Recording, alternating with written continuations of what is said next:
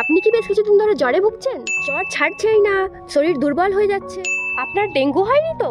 Hello friends, welcome to my another video. আমি লীনা, একজন BSc nursing student. Today in this video I discuss the most common health problem during this season. তো তোমরা কি কেউ guess করতে পারছো আমি কোন প্রবলেমের কথা বলতে চলেছি? হ্যাঁ, তোমরা ঠিকই ধরেছো, আমি ডেঙ্গুর কথাই বলতে চলেছি। এখন এই যে সিজনটা চলছে, I mean between August to November, কি হয় এই সময় খুব ঘন ঘনই বৃষ্টি হয়। তো তার জন্য কি হয়, চারপাশে খুব জল জমে থাকে, তো মশার উৎপাতটাও বেশি হয়। আর আমরা সবাই জানি যে ডেঙ্গু কি করে হয়, এডিস মসকিউটোর কারণে। আর আমরা সবাই ডেঙ্গু মানে এক কথায় কি জানি, যে খুব জ্বর হয়। তো ডেঙ্গু ছাড়া কি আমাদের জ্বর হয় না? জ্বর তো এমনি সিজন চেঞ্জের জন্যও হতে পারে, জ্বর ঠান্ডা লাগা। তো আমাদেরকে বুঝতে হবে যে কোথায় ডেঙ্গু হওয়ার সম্ভাবনা থাকে। তো সেটা আমরা কিভাবে বুঝবো? কি কি উপসর্গ বা সাইন সিমটমস থাকলে আমরা বুঝবো যে আমাদের ডেঙ্গু হওয়ার সম্ভাবনা আছে? আমাদেরকে প্রথমেই মনে রাখতে হবে এই 7টি জিনিস। নাম্বার 1 হলো আমাদের হঠাৎ করে জ্বর আসবে। এই জ্বরটা হতে পারে 104 ডিগ্রি ফারেনহাইট পর্যন্ত, আর এই জ্বর স্টে করবে 2 থেকে 7 দিন পর্যন্ত।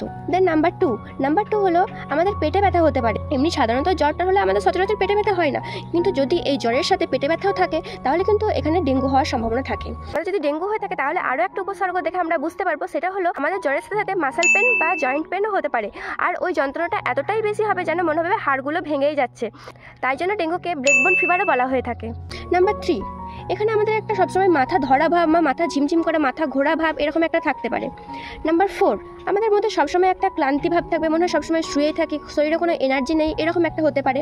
দেন নাম্বার 5, এখানে কিন্তু আমাদের বমিটিং হতে পারে। দেখা গেল আমাদের জ্বর আছে, তার সাথে আমাদের বমিও হচ্ছে, কিছু খেতে পাচ্ছি না, খেলেই বমি হয়ে যাচ্ছে, এরকম একটা হতে পারে।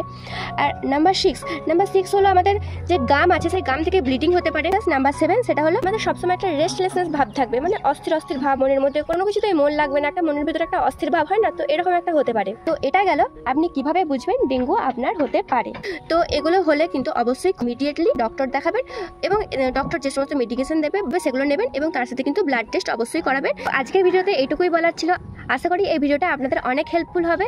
আর সবাই ভালো থাকবেন, সুস্থ থাকবেন। আর ভিডিওর মধ্যে কোনো রকম ভুল ত্রুটি হলে অবশ্যই আমাকে ধরিয়ে দেবেন, আমি সেগুলো মডিফাই করার চেষ্টা করব। আর যদি ভিডিওটা ভালো লেগে থাকে তাহলে ভিডিওটা একটা লাইক করে দেবেন আর শেয়ার করে দেবেন, যাতে আপনার সাথে সাথে বাকিরাও হেল্পফুল হতে পারে। তো থ্যাংক ইউ।